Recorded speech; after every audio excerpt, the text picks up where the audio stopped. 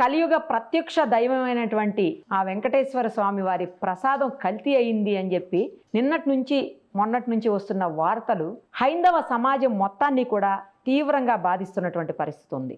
కలిపారని ఒకసారి, కలపలేదని ఒకసారి, ఇలాంటి ఒక వివాదానికి గురవ్వటమే లడ్డు అనేది అత్యంత బాధాకరమైనటువంటి విషయం. ఏం చెప్తారు స్వామి, దీనికి అసలు ఎలాంటి ప్రక్షాళన చేయాల్సి ఉంటుంది? ఈ దేశం భారతదేశం, ఇందులో గోవుని పూజించే దేశం. గోమాత, గోవిందుడు, గంగమ్మ, గా అనే వస్తువుతోటే నడిచే దేశం.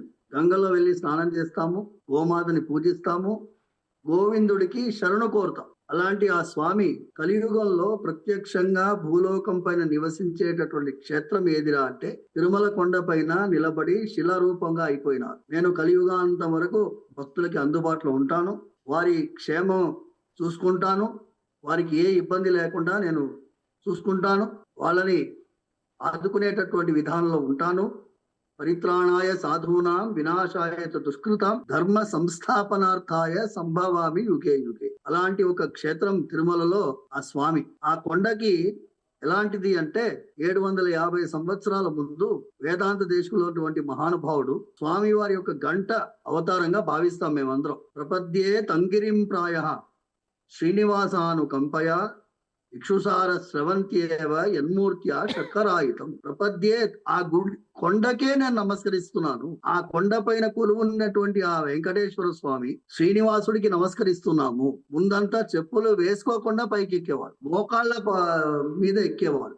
అలాంటి ఒక అద్భుతమైన క్షేత్రంలో ఆ వెంకటేశ్వర స్వామి ఆగమం ఎలా చెప్తుంది అంటే, వెంకటేశ్వర స్వామి వారికి ఆరాధన ప్రక్రియలో స్వామి వారిని ఎలా భావించాలి, అర్చకుడు అనేవాడు ఎలా ఉండాలి, ఆ స్వామి వారిని చిన్న పిల్లవాడు లాగా భావించి ఆయనకి షోడశ ఉపచారాలు, స్నానం పోసేటప్పుడు గోరు కూడా ముట్టుకోకుండా చాలా జాగ్రత్తగా ఆయనని మనం భావించి అభిషేకం చేసినప్పుడు, వస్త్రాలంకారం చేసినప్పుడు, ఆభరణాల అలంకారం చేసినప్పుడు, ఆయన స్వరూపం పైన చందనం రాసేటప్పుడు చేతికి పవిత్రం ఉంటుంది, దర్భ పవిత్రాన్ని తొలగించి చందనం రాస్తాము, మళ్ళీ పవిత్రం వేసుకుంటాం. అంటే ఆ దర్భ కూడా ఎక్కడ పుచ్చుకుంటుందో అని భయపడి ఆరాధన చేస్తాం. అంత భయభక్తులతో ఉండేటటువంటి మన సనాతన ధర్మం వెంకటేశ్వర స్వామి పట్ల ఇవాళ రోజుకి 2-3 రోజుల నుంచి వింటున్నటువంటి వార్తలు మీకు బాధ అన్నారు కదా, మాకు దిగ్భ్రాంతి కలుగుతుంది. స్వామి వారికి కేవలం ప్రసాదమే కాదమ్మా, నెయ్యి, ఆవు నెయ్యి మాత్రమే వాడాలి. దేనికి వాడాలి? స్వామి వారి యజ్ఞయాగాలు. మీరు రోజు కళ్యాణోత్సవం మధ్యాహ్నం పూట లైవ్ టెలికాస్ట్ చూస్తారు కదా మీరు. కళ్యాణోత్సవంలో హోమం జరుగుతుంది కదమ్మా. హోమంలో ఏం వాడుతున్నారు? అగ్నయే స్వాహ, అగ్నయమ ఘృతం, వాయవే స్వాహ, వాయవైదన్నమ అని యజ్ఞయాగాదులకి కూడా నెయ్యితో వాడతారు. స్వామి వారికి నైవేద్యం లడ్డు మాత్రమే కాదు, మాత్రా ప్రసాదం అని గర్భగుడి లోపలికి వెళ్తుంది. ఈ చాలా మటుకు లడ్డు బయట తయారైన దాంట్లో లోపల నైవేద్యమైన దాన్ని తీసుకొచ్చి కొన్ని కలుపుతారు. మొత్తం లడ్డు లోపల పోదు, అందులోంచి కొన్ని తీసుకొచ్చి కలుపుతారు. ఆ లడ్డూలో కూడా ఇలాంటి పదార్థం డైరెక్ట్ గా స్వామివారికి నైవేద్యం పెట్టారేమో అనేటటువంటి ఆందోళన కలుగుతున్నది. ఇవన్నీ ఎందుకు కలుగుతున్నది?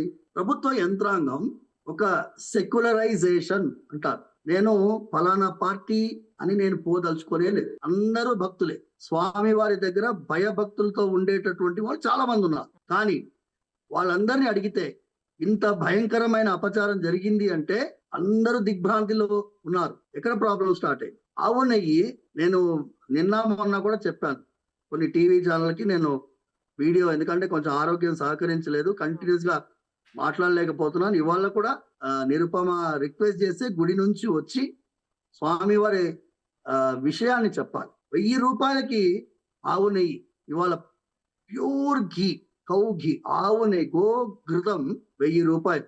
650 రూపాయలు నందిని వాళ్ళు తమ యొక్క ప్రాఫిట్ అంతా వదులుకొని వాళ్ళు ఇస్తాము అన్నప్పుడు మీరు ఎందుకు 320 రూపాయలకి ఒప్పుకున్నారు? 320 రూపాయలకి ఒప్పుకుంటే దాంట్లో మీకు నమ్మకం ఉన్నదా? కలియుగ ప్రత్యక్ష దైవానికి మీరు ఎందుకు చీపెస్ట్ మెటీరియల్ వేయాలి? I'm asking this question. మీకు మీ ఇంట్లో పిల్లలకి మీరు ఏం చేస్తారు? బెస్ట్ క్వాలిటీ ఐటమ్ తీసుకుంటారా లేదా? మరి ఆ వెంకటేశ్వర స్వామికి చీపెస్ట్ క్వాలిటీ ఎందుకండి? ఇక్కడ ప్రాబ్లమ్ స్టార్ట్ అయ్యి. I say this tendering process is the most unfortunate. Tendering process లో ఏమవుతుందో తెలుసా అండి? వాడికి నెగోషియేట్ చేస్తాం. 550 రూపాయలకి ఇస్తావా? టెండరింగ్ ప్రాసెస్ వచ్చినప్పుడు అధికారులు ఏమంటారు? మాకెంత కమిషన్ ఇస్తావు? ఎవరు అడుగుతాడు? స్వామి వారి పైన భక్తి లేనివాడు. అలాంటి వాళ్ళు కొంతమంది వ్యవస్థలు ఉంటారు. వాళ్ళు కమిషన్ తీసుకునేటువంటి వాళ్ళు కొంతమంది ఉంటారు. వాళ్ళకి అవకాశం ఇచ్చినటువంటి యంత్రాంగం, ఈ యంత్రాంగాన్ని నేను రెండవది నిందిస్తున్నాను. ఫస్ట్ ప్రాసెస్, టెండరింగ్ ప్రాసెస్ ఉండకూడదు. రెండోది యంత్రాంగానికి నిర్ణయం తీసుకునే అధికారం ఉండకూడదు. మూడోది నేనేమంటున్నాను అంటే, ఇక్కడ జిఎం గారులు ఉన్నారు. జిఎం గారులు చాలా గొప్పవాళ్ళు. వాళ్ళకి ఫుల్ పవర్స్ ఉండేది ఒక కాలం. దేవాదాయ చట్టం వచ్చిన తర్వాత వాళ్ళని జస్ట్ మూలమూర్తి లాగా పెట్టారు. ఈ నెయ్యి వాడకూడదయ్యా, అస్సలు వాడకూడదయ్యా అని చెప్పొచ్చు. వాళ్ళు అర్చక స్వాములు, వాళ్ళు ఈ నెయ్యి వాడకూడదయ్యా అని చెప్పొచ్చు. వాళ్ళ మాట వినేటట్టుగా వ్యవస్థ ఉన్నదా? ఇవాళ లేదు. మొన్న పవన్ కళ్యాణ్ గారు అద్భుతమైన స్టేట్మెంట్ ఇచ్చారు. ధార్మిక పరిషత్ అన్నారు. వారు పెట్టిన పేరు సనాతన ధర్మ రక్షణ బోర్డు అన్నారు. కానీ చట్టం ప్రకారం మా నాన్నగారు సౌందరరాజన్ గారు, అప్పటి ప్రభుత్వం వైఎస్ రాజశేఖర రెడ్డి గారు, yes he was a Christian, no doubt. కానీ ఆల్ పార్టీ మీటింగ్ పెట్టి సెలెక్ట్ కమిటీకి వెళ్ళింది. సెలెక్ట్ కమిటీ ఎలాంటి వాళ్ళు? ఇప్పుడు శ్రీధర్ బాబు గారు తెలంగాణలో ఉన్నారు కదండి, ఆయన మినిస్టర్, ఐటీ మినిస్టర్ ఉన్నారు.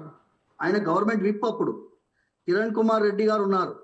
ఇప్పుడు చాలా మంది మంత్రులుగా ఉన్నటువంటి వాళ్ళు ఆ సెలెక్ట్ కమిటీలో మెంబర్స్ గా ఉన్నారు.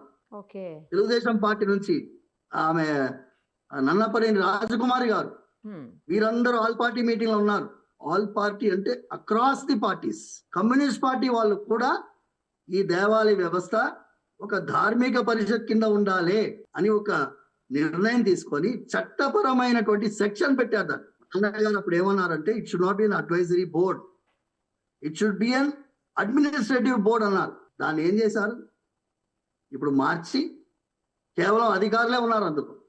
అందులో మఠాధిపతులు, పీఠాధిపతులు, రిటైర్డ్ జడ్జెస్, సుప్రీంకోర్టు జడ్జెస్ ఉండొచ్చు.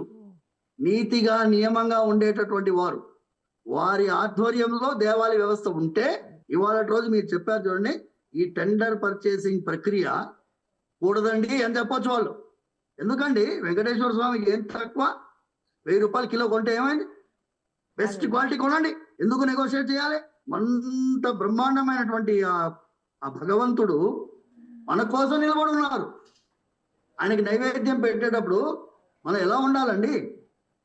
మనం స్వామి అన్యథా శరణం నాస్తి త్వమేవ శరణం మమ అని వెళ్ళేటప్పుడు మనం ఎందుకు?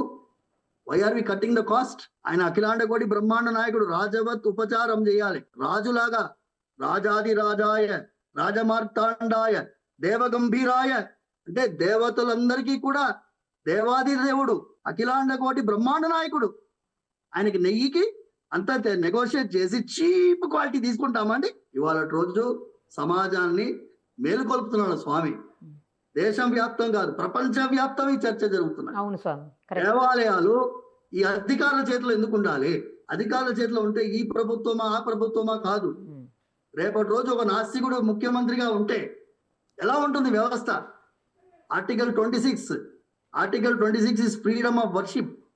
మా ధర్మానికి ఫ్రీడమ్ ఆఫ్ వర్షిప్ లేదు. అమ్మ మీరు ఒక ఆయన నిన్న సుప్రీంకోర్టు అడ్వకేట్, సీనియర్ అడ్వకేట్ అడిగాడు, ఏమండి మనం కోర్టుకు పోవాలండి అన్నారు. ఏమయ్యా కోర్టుకు పోయేది? ముక్కు మొహం తెలియకుండా మీరు ఉన్నారు. 2012 నుంచి దయానంద సరస్వతి గారి పెటిషన్ పెండింగ్ ఉంది సుప్రీంకోర్టులో. శబరిమలకి మాత్రం ఎవ్రీడే హియరింగ్ చేశారు. శబరిమలకి ఎవ్రీడే హియరింగ్ చేసి పనికిరాని జడ్జిమెంట్ ఇచ్చిన సుప్రీంకోర్టు ఈ 2012 నుంచి ఉన్నటువంటి ఒక పబ్లిక్ ఇంట్రెస్ట్ రిట్ పిటిషన్ దేనిపైన? ఎండోమెంట్ యాక్ట్ ఆఫ్ ఆంధ్రప్రదేశ్, అప్పుడు ఉమ్మడి ఆంధ్రప్రదేశ్, పాండిచ్చేరి, తమిళనాడు, కర్ణాటక, కేరళ, ఈ దేవాలయాలన్నీ కొన్ని 2 లక్షల దేవాలయాలు ప్రభుత్వ ఆధీనంలో ఉండి దిక్కు దివాణం లేకుండా పోయాయి. భూములు అన్యాక్రాంతం అయ్యాయి, ఆస్తులు మాయమైపోయాయి, బంగారం పోయింది. దీన్ని వెంటనే తీసుకోండి అని సుప్రీంకోర్టుకి వెళ్తే ఇవాళటి వరకు ఒక్క వాయిదా రాలేదు. నన్ను అడిగితే సుప్రీంకోర్టు సువమోటో తీసుకొని ఈ తిరుపతి మ్యాటర్ వచ్చింది కాబట్టి you will here this matter అని చెప్పి ఆర్టికల్ 26 ని ప్రాపర్ ఇంటర్ప్రిటేషన్ చేయాలి. మేమేమంటున్నాము అంటే ఆర్టికల్ 26 ఈస్ ప్రొటెక్షన్ ఆఫ్ సనాతన ధర్మ ఇన్ దిస్ కంట్రీ. ఇది రామరాజ్యము, ధర్మరాజ్యం. రామరాజ్యంగా ఈ దేశం ఉండాలి. అంటే కనీసం మాకు భగవంతుణ్ణి కొలుచుకోవడానికి ఫ్రీడమ్ కూడా లేకుండా పోయింది. పవన్ కళ్యాణ్ గారు, మీరు దయచేసి ఇప్పుడు మీరు చంద్రబాబు నాయుడు గారు, పవన్ కళ్యాణ్ గారు వీరిద్దరూ అద్భుతమైనటువంటి స్థానంలో ఉన్నారు. సుప్రీంకోర్టుకి అఫిడవిట్ వేసి టేక్ ఇట్ అప్ అండ్ ధార్మిక పరిషత్ ఆల్రెడీ ఉంది, దాన్ని మీరందరూ ఇంప్లిమెంట్ అయ్యేటట్టు చేయాలి. సర్వే జన సుఖినో భవంతు, సమస్త సన్మంగళాన్ని.